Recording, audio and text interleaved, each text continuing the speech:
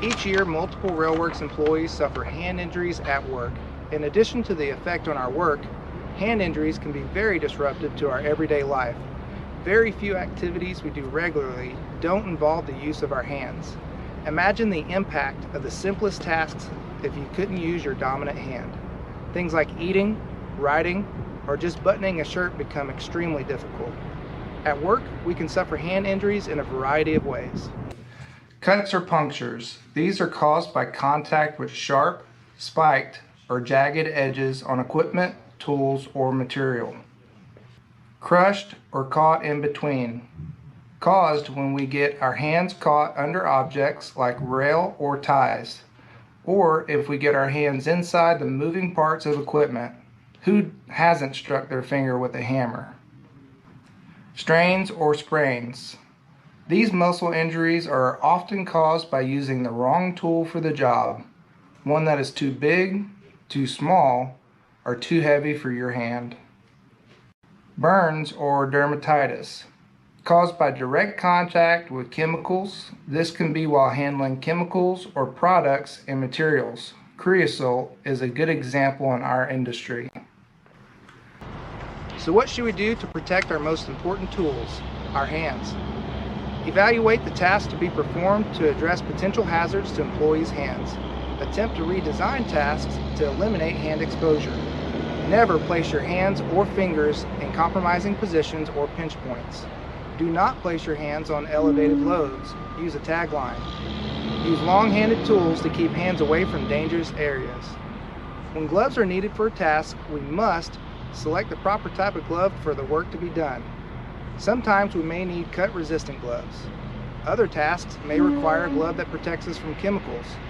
Impact-resistant gloves can be used to avoid crushing incidents. Always inspect gloves and tools prior to use to ensure that they will provide the protection required. Cover potential hand injuries and the precautions to be taken in all daily job briefings. Understand if there are any unusual circumstances or hazards associated with the task. Don't use loose-fitting gloves while working near rotating equipment. Stop, think, review procedures, or ask for help when you're unsure how to complete a task safely or if conditions change. Reinforce to all employees to exercise stop work authority when anyone sees someone at risk for a hand injury.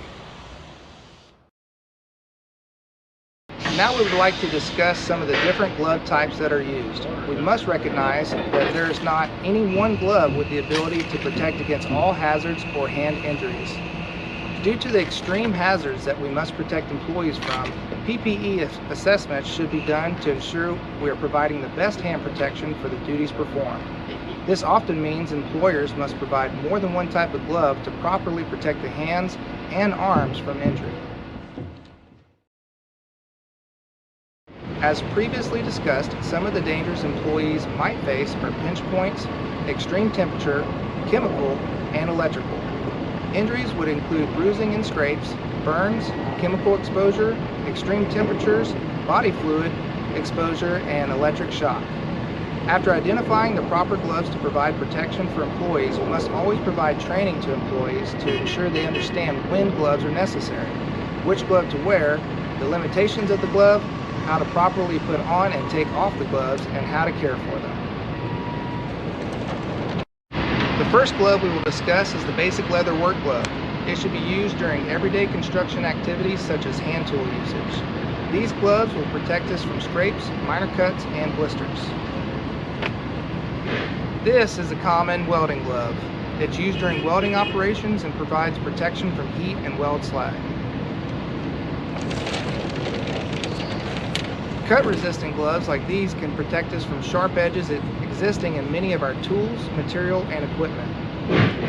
In colder climate, insulated gloves will keep our hands warm while still providing limited protection from cuts and abrasions. Impact-resistant gloves will provide some level of protection from impacts from tools or other items. Common medical gloves can protect us from bodily fluids, which often exist during first aid and injuries. They can also be used as a barrier in these times of the COVID-19 pandemic.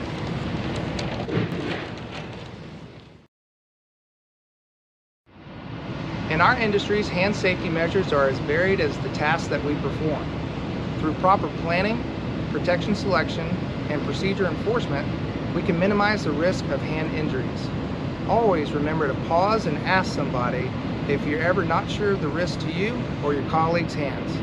Thank you.